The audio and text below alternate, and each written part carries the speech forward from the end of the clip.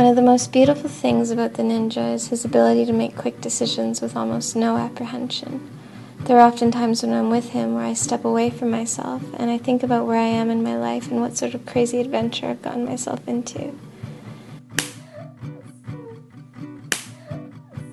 You just heard Trouble speaking about her partner in crime, Ninja, the co-founder of nymphoninjas.net, an erotic photography-based blog. Tonight we will hear from Ninja about how Nympho Ninjas got started, its community-oriented and sex-positive approach to creating a dialogue about sexuality, and how showcasing and producing beautiful, erotic, and pornographic content, emphasis on beautiful, has the potential to encourage a porn revolution and provide a gorgeous alternative to mainstream porn.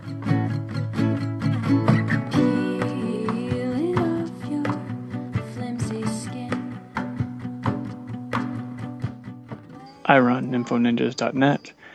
Blog started in 2009. It started as a couples blog with an ex. I just thought it would be that. I didn't really see other people getting involved. At the time, I was very strict about having it just be content that we created. I didn't really want to just be a reblogging Tumblr. I thought the internet needed more good porn. And so I took a bit of responsibility and started to try to contribute some. And then when that relationship ended, I took a few months off and then came back and then started the reblogging. All the photos that I collect, I try to have them look like they came from the same camera. So I consider the lighting, the posing, the framing, and all of that stuff.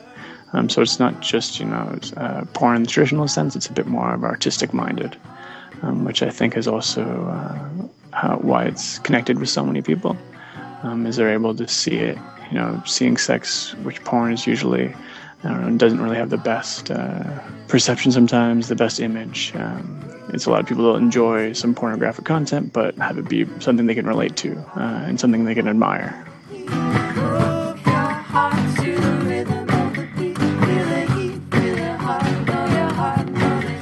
For our listeners who might be unfamiliar, Nympho Ninjas is a Tumblr, which is a blogging platform and social networking tool that allows users to post their own content and very easily reblog and comment on posts created by other users.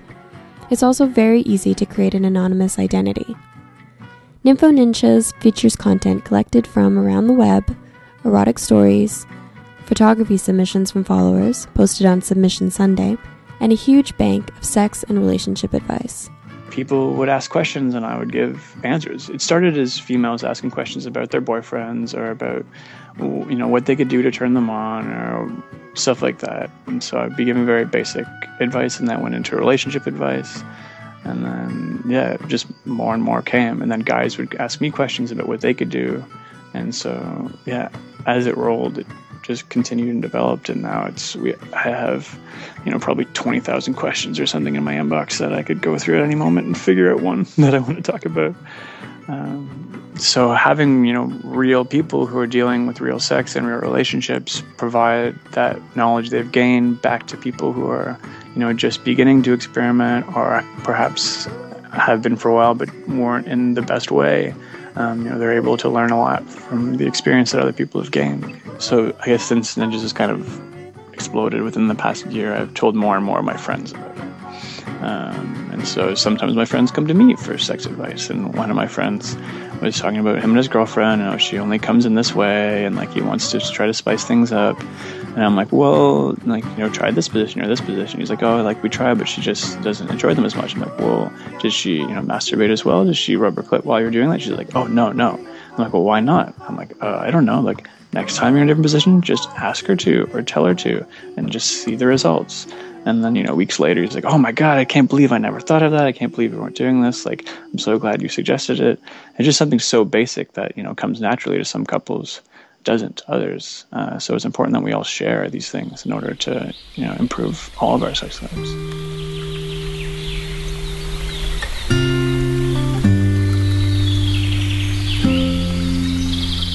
The advice and the submissions have helped to foster a strong and supportive community.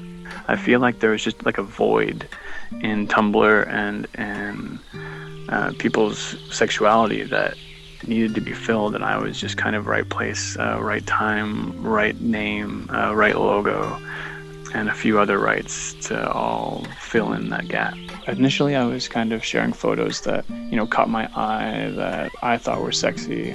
And then once I realized that I was kind of curating a blog for a lot more than just me, so I had to take everyone else's consideration into view. And so I wanted to show gay content for sure. I wanted it to be a place where if gay people stumbled upon nymphoninjas.com, they could find something for them as well. So it wasn't just for me anymore. And same with, all sorts of kinks that I'm perhaps not personally into, but I know some of my followers are. I'll find the best photos of them and share them. What you will hear next are some examples of questions and comments that have appeared on Nympho Ninjas. Sometimes I feel as if my imagination turns me on more than reality in sexual scenarios. Is this normal? Hello all. It's really a community effort today, and that's one of the things I miss the most about Submission Sunday. I used to submit almost every week, but it's been several months since I've sent anything in. I really loved the creative outlet, and Sundays were like seeing a parade of folks that I'd begun knowing as friends go by. Well, I've been feeling like I could really use a few more friends right now. My life's a bit upside down, and I am desperately trying to right it. Unfortunately, only time heals all wounds, so I'm just saying sorry and trying to move forward, hoping that things will start to make sense. I know it's late, my apologies, and I'm not sure if it'll make it in. Whether I do or not, thanks so much to all the Nympho Ninjas out there. I miss you, and I miss being one of you. Anytime you reblog a personal photo of mine, I get really excited. Your blog was the reason I embraced my queer sexuality. I still feel beautiful and feminine even though I'm a queer dyke. Thank you so much for making sexuality fluid rather than binary.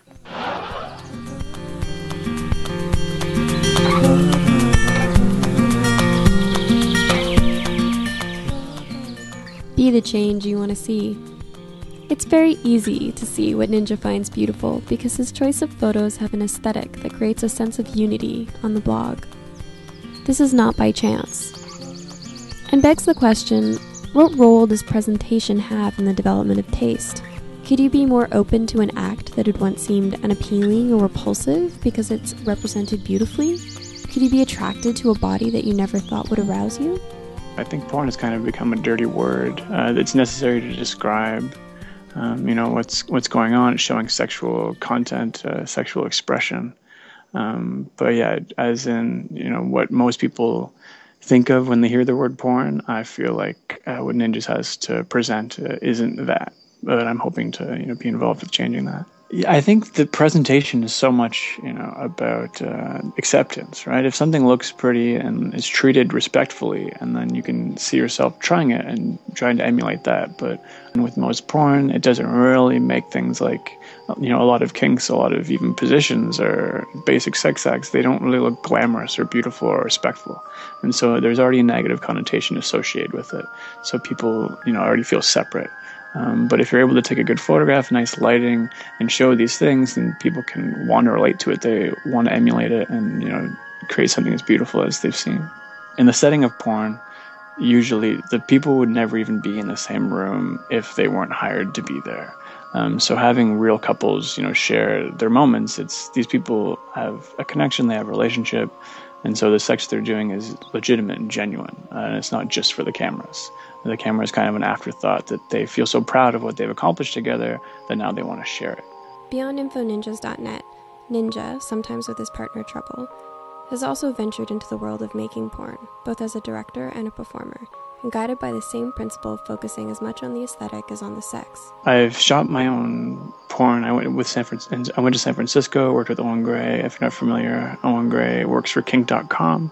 He's more of a hardcore performer, but I shot a fairly regular scene, really beautiful lighting, just him and a co-star that he had not worked with before.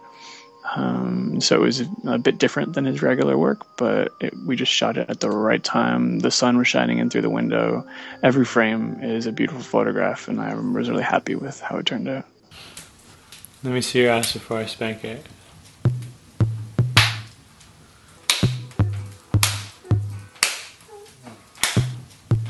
Put your skirt back down. Put your skirt back down. Our first video was just a spanking video, very simple, by a fire on a nice couch. I wore a dress shirt, she wore a skirt, something, presenting ourselves as a kind of a classy versus just, whatever t-shirt and sweat socks, spanking. And we sold the video and it went really great. We had a great response, and one message we got was from someone saying that they had never been turned on by anything they'd seen involving spanking before. They kind of thought it was degrading and didn't really get it, but they wanted, to see if it could change their mind. So they watched our video, and then they said, they became a spanking fan immediately. So that's just one example from, if something is presented nicely, it can really affect someone's own interests and desires.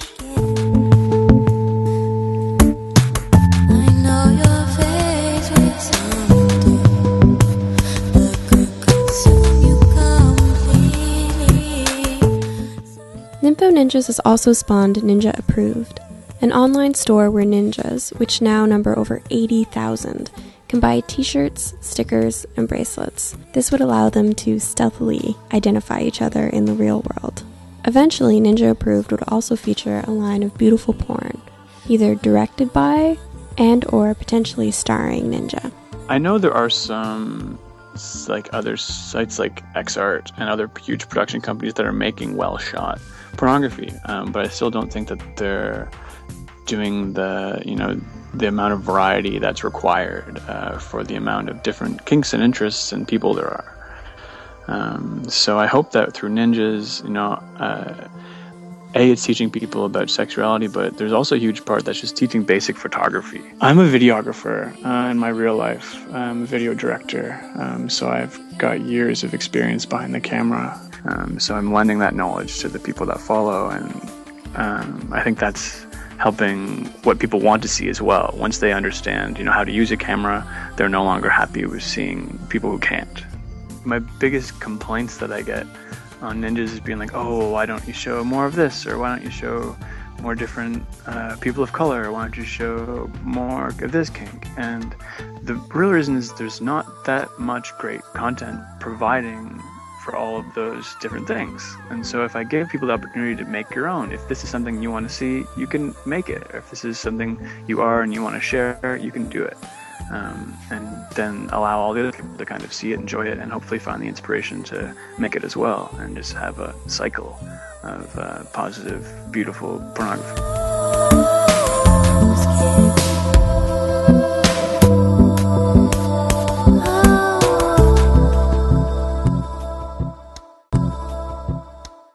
One of the most beautiful things about the ninja is his ability to make quick decisions with almost no apprehension. There are often times when I'm with him where I step away from myself and I think about where I am in my life and what sort of crazy adventure I've gotten myself into. In a moment of quick decision-making, having decided rain or shine we would make the most of it, we took to the island on bicycles filled with food, water, whiskey, a tent, and 35 feet of black bondage rope. It was going to be a good night.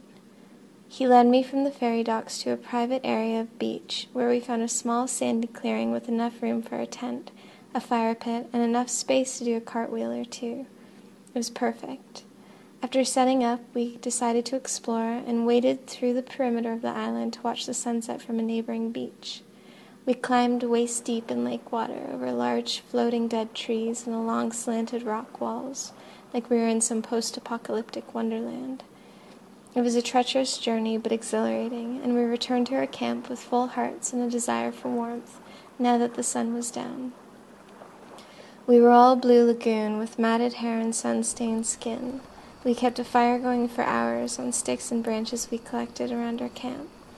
I warmed my feet and legs on fire, wearing next to nothing, allowing the heat from the flames to dry my cold, damp skin. He sat beside me on the beach blanket, and we watched our work hypnotically, as he brushed the sand from inside my thighs, and then moved his fingers between my legs.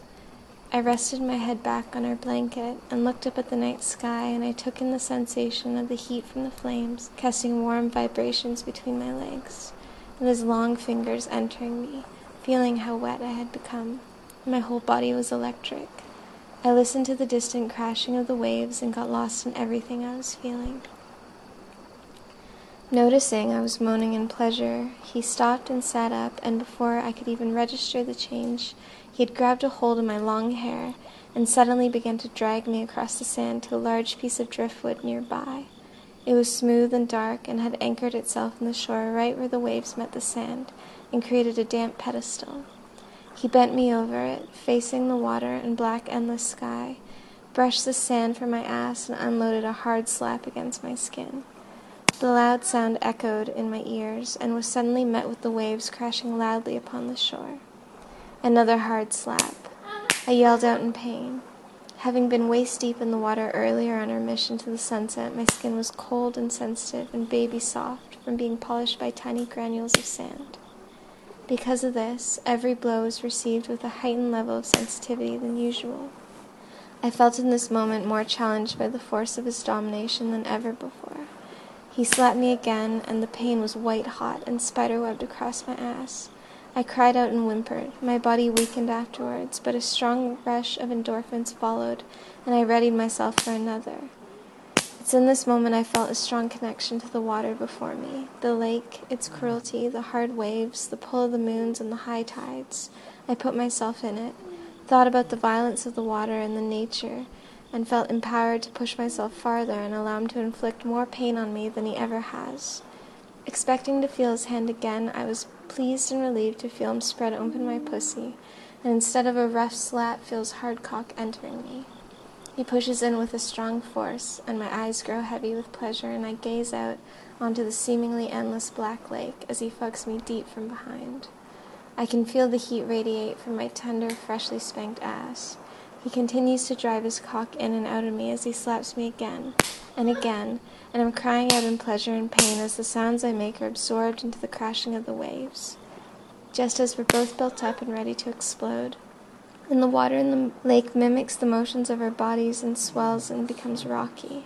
The waves rise up and splash against the driftwood I'm bent over, spraying cold water up against my breasts and face. Noticing the growing aggression of the water before us, we recoil away from the driftwood and stand in disbelief of nature's excitement. And I laugh, and he smiles, and we jump around in the sand, my ass now colored red and purple from his furious hands, the clouds now parting, revealing a bright round moon shining down over our camp.